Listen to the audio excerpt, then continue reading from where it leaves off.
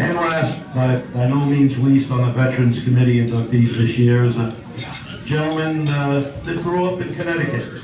And again, as I was an ardent follower of history, by the time I really got into it in my teenage years, he was moving to the left coast, California, to make his way in life, which he did quite successfully. And what I remember pretty much about the 50s and always stuck in my mind, there was nothing, I mentioned before, I was a flathead guy, but when I reflect upon it, there was nothing like the sound of a GMC going into turn 3 at Plainville, Waterford, wherever. And there were several of them out there. Moon Burgess drove for Mr. Fontana, and there's one outside here. I'd love to see that car whenever it shows up. An old six-banger. And he brought fame to New England by his exploits in land, sea, air, anything that moved. He was involved in it, and he did it well.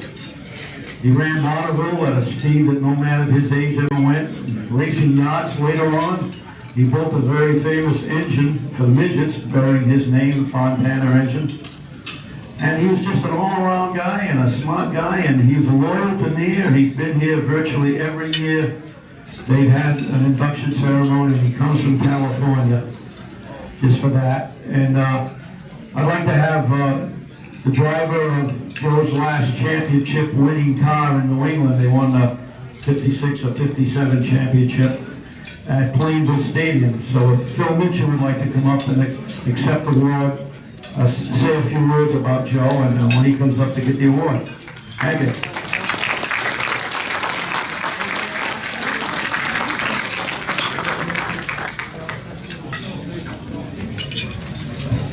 You all set as well? You all set? Okay. Well, I'm glad to be here anyway. Last year I was sick, I didn't make it. But I was overjoyed to hear that Rick Cemony chose me to present this award to Joe Fontana, NEAR's first lifetime member. The last time I served in this capacity was 13 years ago, when I presented Moon Burgess. Joe Fontana is a native of Millvale, Connecticut, having resided there for the first 33 years of his life. After graduating from college in the late 40s, he began building modified stock cars, using a Four Springs 1937 Chevy Coupe as a platform to house his GMC six-cylinder engine, which was dubbed as the Flying Jimmy. Under the sanction of the United Stock Car Racing Association, his car campaigned successful at Bridgeport Candlelight Stadium, West Haven Savin Rock, Plainville Stadium, Agawam at Riverside Park, Thompson, Stafford Springs, and also Waterford. The principal drivers were NEAR Hall of Famer Moon Burgess and Sparky Belmont, and then for some reason Joe selected me to pilot the Flying Jimmy. The Flying Jimmy was a crowd favorite with its flaming Bolton exhaust as it went on to set several track records and track championships in the 50s. At the age of 91, he is here today to accept his award. Ladies and gentlemen, it's an honor to present a true legend and a friend, Joe Fontana.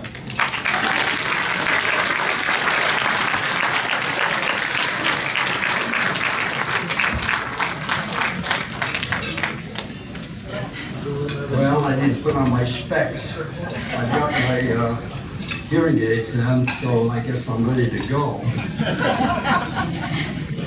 Good afternoon, ladies and gentlemen, and thank you, Ollie, for your presentation and Phil's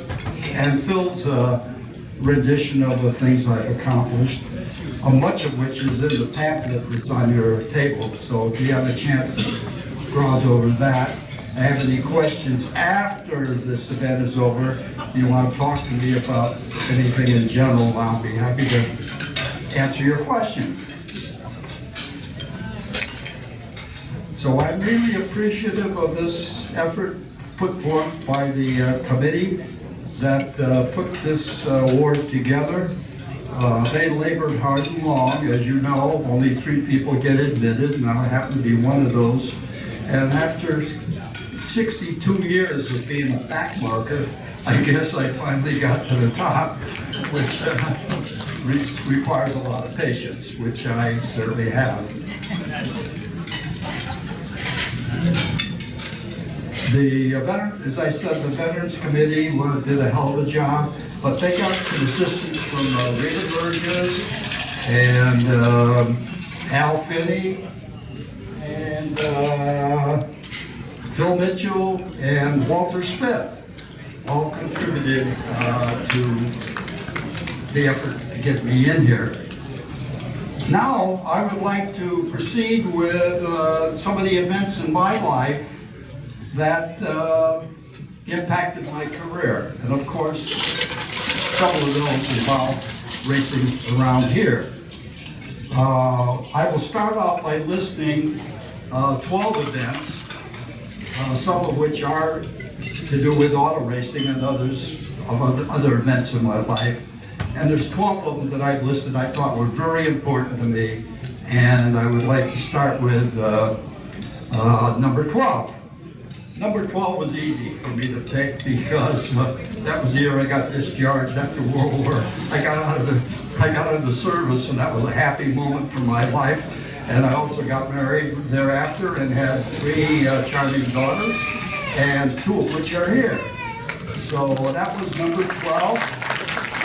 And I was happy to serve my country well. Let's go to number 11. The best years of my life were racing under the United Star Car Racing Club. And Harvey Tattersall was a real buddy of mine, and he took me under his wing because it was really a crowd-pleasing vehicle. With Moon behind the wheel, that thing just roared and made so much noise. In fact, we were handicapped by the fact it made so much noise because everybody came up to me after the race was over. I always knew when Moon was coming. I could hear him coming. So, but anyway, he did the job without any problems. And that was, what was the number I was talking about? Number 11. So let me get down to number 10. Number 10 was actually an event that was mentioned earlier. It was an event that was held at Thompson, a 30-lap race. A 30-lap race with Sparky Belmont in my cut-down. We started dead last in a field of 24 cars, and as the program states, the other cars in competition were all late model, late engines like Studebaker V8, Dodge V8s, Olds V8s, Chevy V8. Anyway, there were a lot of V8s in the class, flatheads. Anyway, Sparky passed 3 cars every lap, and in 8 laps he got the lead. And if it hadn't been for a red, Sparky would have lapped the field. He never lifted. He just stood on it, and I saw the guys in the cars behind him. They were going, trying to catch up to him, but they had very little success.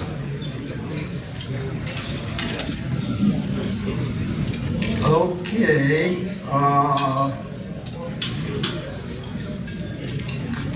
Number 9 was an event, which was really a big event. I was chosen as USAC Mechanic of the Year. That was quite an honor because, as you know, USAC is a well-respected organization. At least it was back then. I don't know today how popular they are, but it was the racing organization to be involved with in the 70s, 80s, and 90s. So I was inducted. I was called out to be the mechanic of the year. Number 8. I'm down to number 8. My first patient. Number 8. I was inducted into the Hall of Fame for the Inliners International. This is a worldwide organization that respects the popularity of an inline six-cylinder engine. The inliners nominate one person per year, so it's very tough to get into that group. But I did get there, and I think that was, I think it was around 2006. 2006 was the year. Getting down to number 7, you've heard a little bit about my experience with racing on the water, and I did do that. And annually, I participated in a race that went from Newport, California, to Ensenada, Mexico. And it's a 120-mile race. It's usually downwind, and it's the largest sailboat race in the world. There's only 600. At that time, they were running 600 boats. Today, it's down to about 350. But then we raced, there were 600 boats. And one of my competitors happened to be Dennis Conner. And if you guys remember Dennis Conner, he won the America's Cup in Perth, Australia that year. And he came back to the States, and he was going to win the Ensenada race. So he showed up in this catamaran, ultralight, $1 million machine, and was ready to compete. So I was in an Ericsson monohull, 78 feet, and I skipped for that thing. Down along the coast, I ran drum line. I ran drum line, which means direct from Newport to Ensenada without veering in and out. He went out, picked up a lot of wind, probably doing 40, 50 knots in that machine. But we got into the harbor first. We stowed our gear. We got into placed the anchor. Got our gear stowed away, all our sails, and in the process of getting into the water taxi to go to shore, in comes Dennis Conner with his cat. Well, he was in the bow of that cat, and he looked over, he couldn't believe it. Then we were ahead of him, and we beat him, and he got really red in the face. His jaw dropped, and first thing I know, he was in a water taxi. He headed to shore, got in his limousine, and he went back to San Diego. Never hung around for any of the festivities. That doesn't happen in circle track racing. The winner is always congratulated by his other guys that come in second, third, or fourth. They always show up at the same. Good job, pat you on the back. And you see that on TV every year, every week, when the NASCAR winners are announced.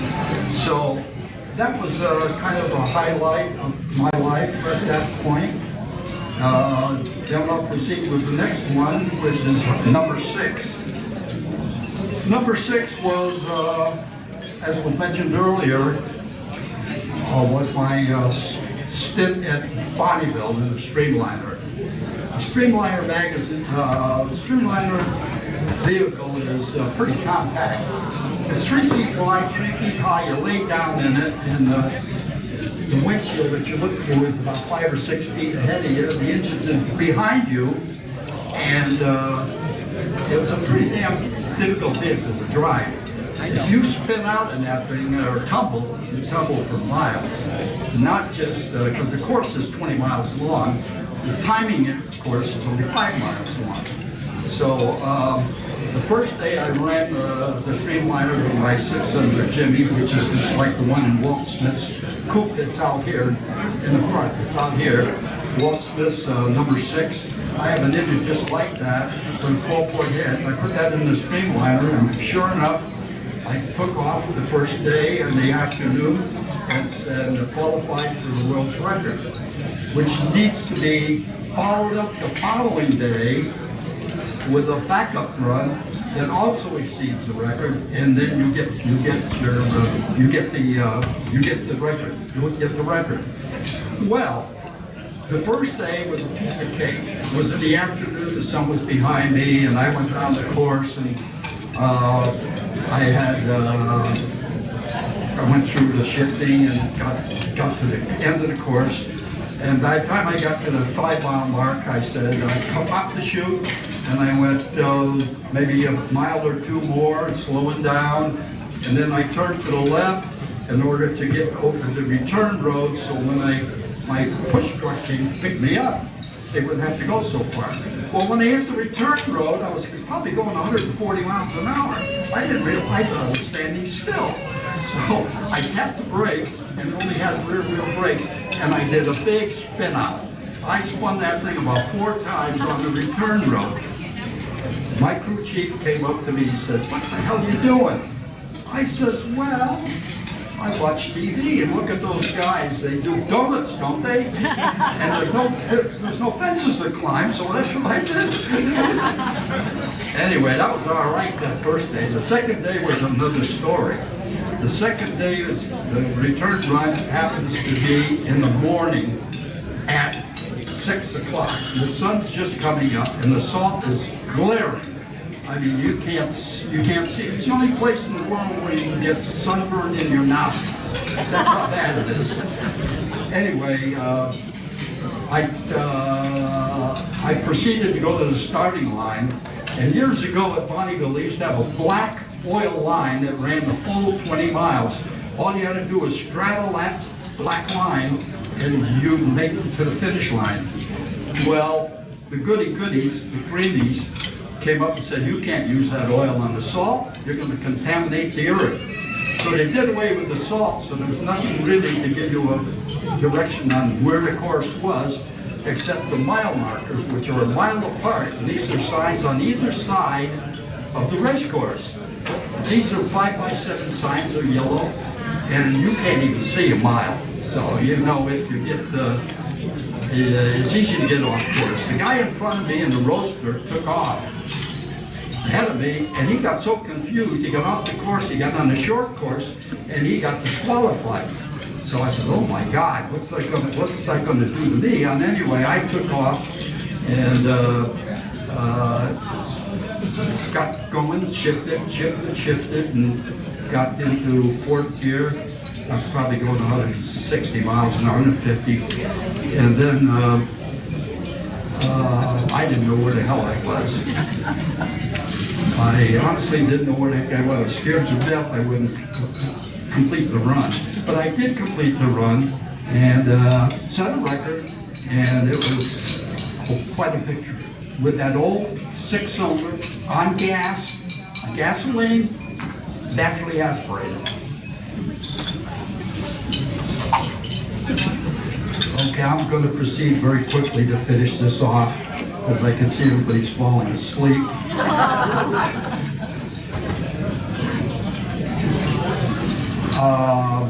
Anyway, as a result of that run, the rumors have it I'm in the Guinness Book of being the fastest 82-year-old man.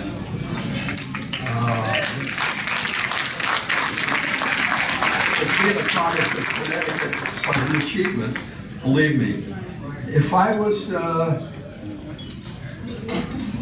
finish this speech, I'd have to go to number 5. And that was when I was inducted into the Midget Hall of Fame in Belleville in 2010. That moves me up to number 4, which is something dear to my heart because it involves some people here. A striking, a long-time friendship with Walt Smith of South Glastonbury, who's an active near member.